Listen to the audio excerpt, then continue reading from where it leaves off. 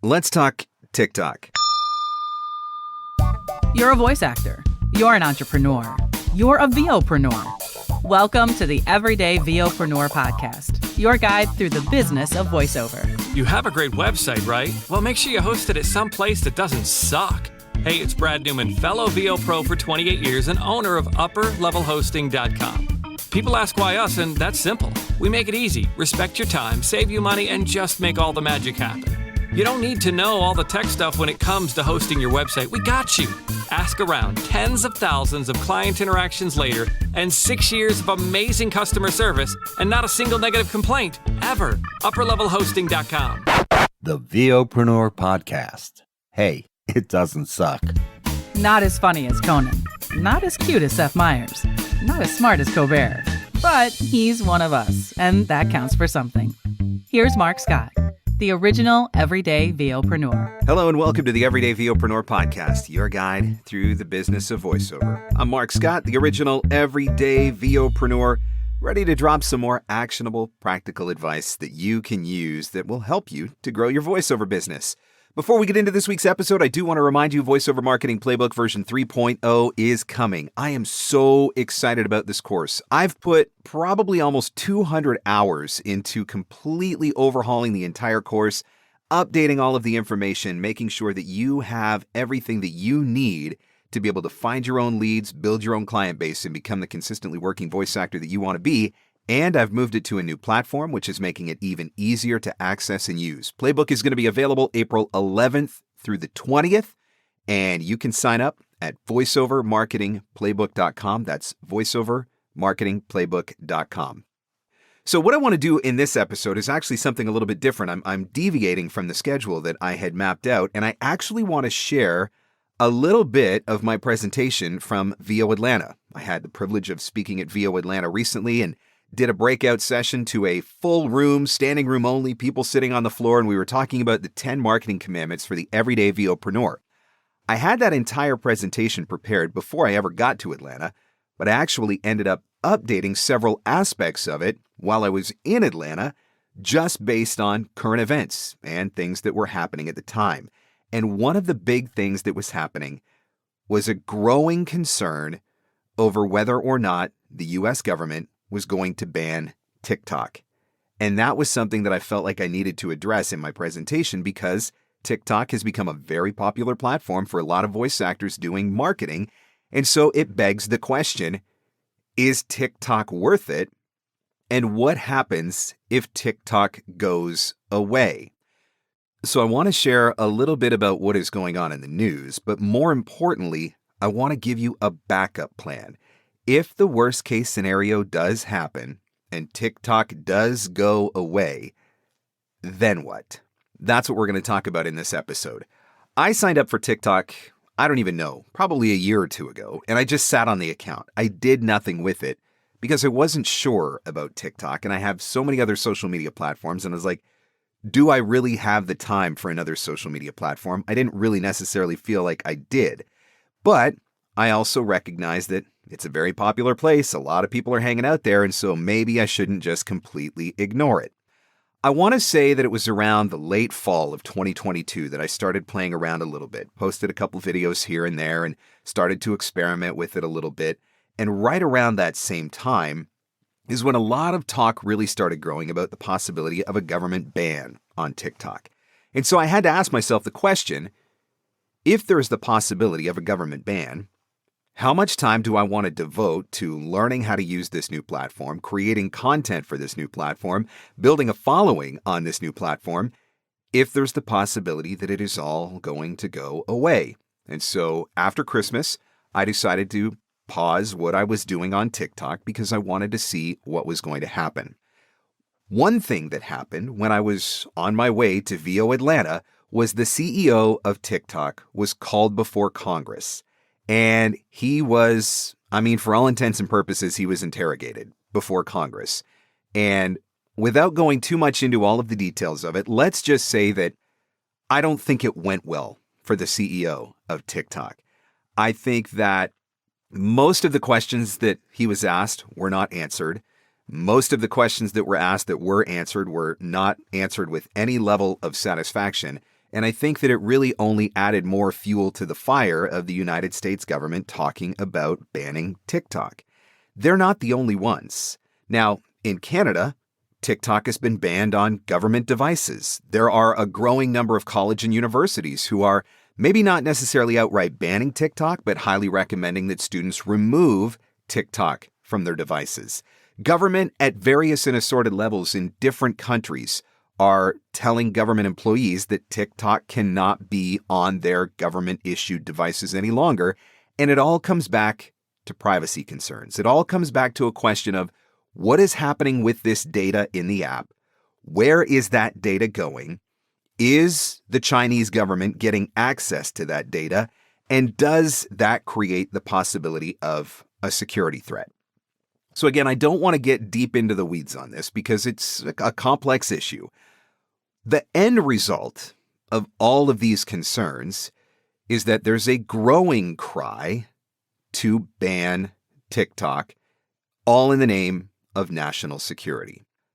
How you feel about that at this point isn't really relevant because ultimately the government is going to do what the government is going to do. And one of the things that I actually said in my presentation at VO Atlanta, which is probably the most mind-blowing of this entire thing, is that this issue of TikTok is probably one of the first issues, and I don't even know how long, where in Congress, Republicans and Democrats actually kind of seem to be on the same page. Like this has become a bipartisan issue. They are in agreement.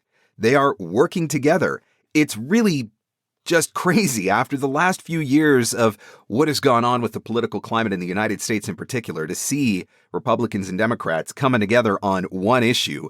That in and of itself speaks volumes, and that in and of itself to me gives credibility to the possibility that TikTok could get banned. So, what does that have to do with you as a voice actor, and how does that impact your voiceover marketing efforts?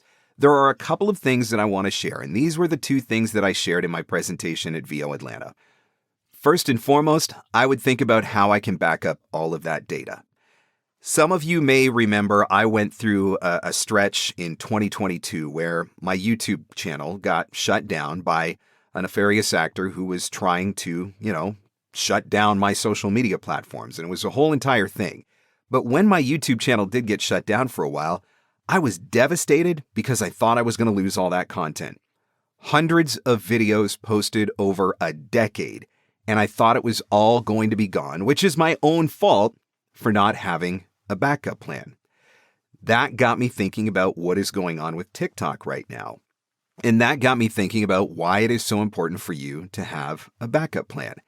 If you've been using TikTok as part of your marketing efforts, if you've been building a platform there, if your video content has been creating traction there, and that's the only place that you've been sharing some of that content, now might be a good time to start backing up some of that content. And maybe you're not going to be able to back it all up. Maybe you've got too many videos in the library, but maybe you go through and you back up some of the best videos that you have in your library. Or at the very least, you go through and you start categorizing those videos. I made videos on this topic, this topic, this topic. Pay attention to that stuff, because if you find yourself in a position where you have to recreate it, at least you're not starting from scratch. But I would highly encourage you to find ways to back up some of that content, if at all possible, so that if the worst does happen, you don't just lose everything. Now, I know some voice actors are taking their content from TikTok, repurposing it, flipping it over onto Instagram Reels, possibly flipping it onto YouTube or YouTube Shorts, and that's fine. If you've got it in another place, you're okay. What I'm saying is if you're only using TikTok, or some of that video content only exists on TikTok, that's the stuff that you're going to want to get access to. Think about saving it just in case the worst happens. And hey, I don't know that this is going to happen. It might be a year away from happening, but it's still worth preparing just in case, because those conversations are very real and those conversations are ongoing in Congress. And so it is something to pay attention to. So number one, back it up. Make sure you're not going to lose access to all of that content if the platform does go away. Number two, have another way to communicate with your audience. I'm very fortunate that I have put an effort into building a YouTube following. I've put an effort into building an Instagram following. I've put an effort into building a LinkedIn following. So I have other platforms where I can turn to, which is really nice. If TikTok has been your primary driver, maybe now is the time to think about adding another platform into the mix. Basically, what you're doing on TikTok, it's the same idea as what's going on with Instagram Reels, and it's the same idea as what is going on with YouTube Shorts. So taking that same principle and flipping it over to one of those platforms, I realize it's not going to give you the exact same access to the same audience. I realize that not all of the features are the same. Obviously, the algorithms are not as open on YouTube Shorts and Instagram as they are on TikTok, but at least you can start building a secondary platform. So again, if the worst does happen, you're not just left out in the cold. You've got somewhere else where you can go, connect with your audience, build a following, and share that content that you're creating. So that's number 2 on the list. Get a secondary platform. Start building a secondary platform. Number 3 on the list, try and build an email list.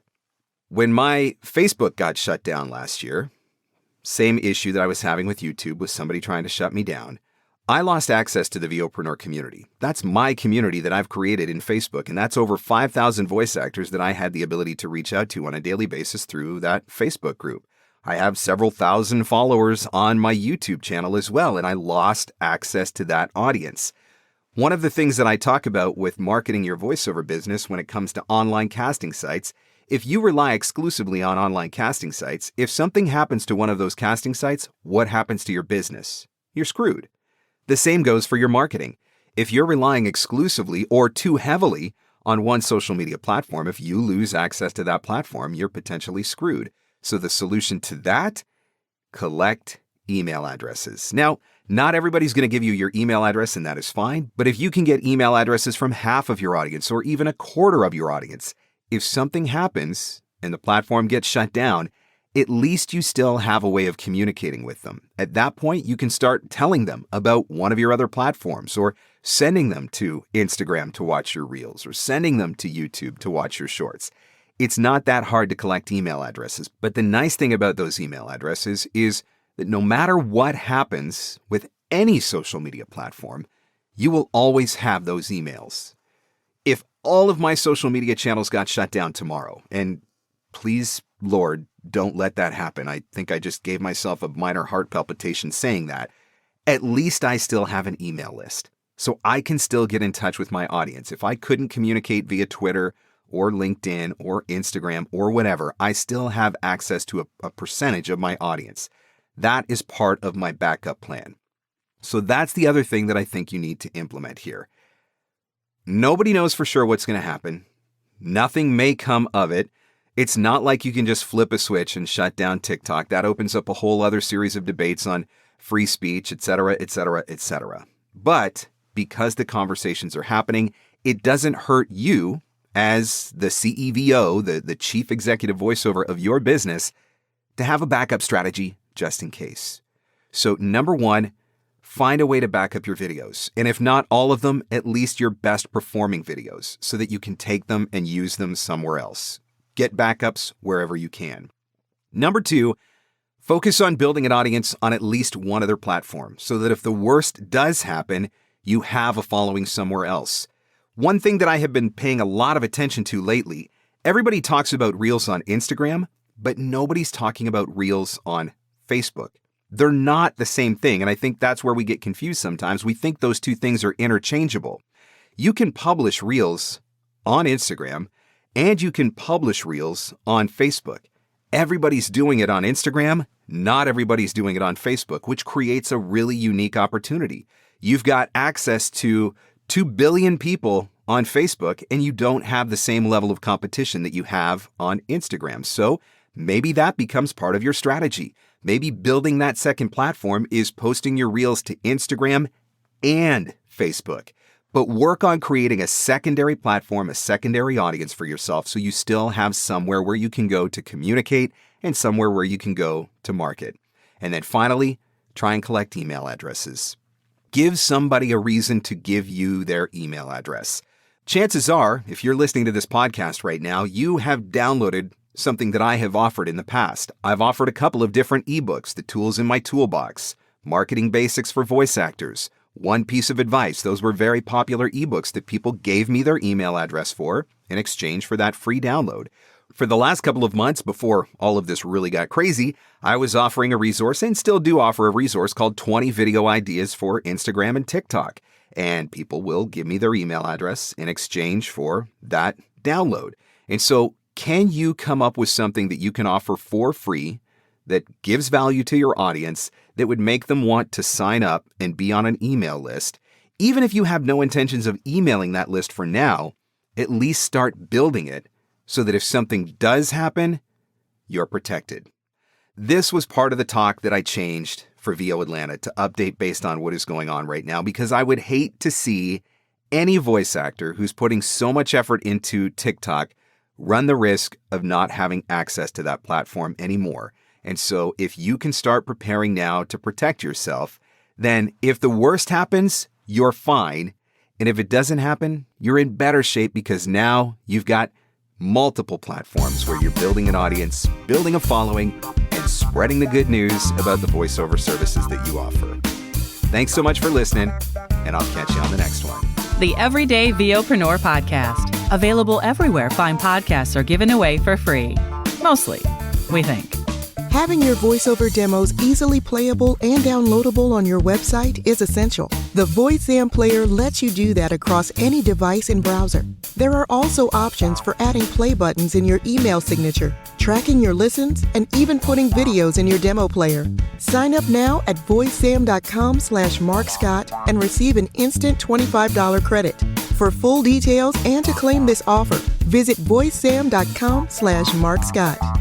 And scene. And that's a wrap. Thanks for hanging in. Thanks for hanging out. Want more VOpreneur goodness? Jump online at VOpreneur.com.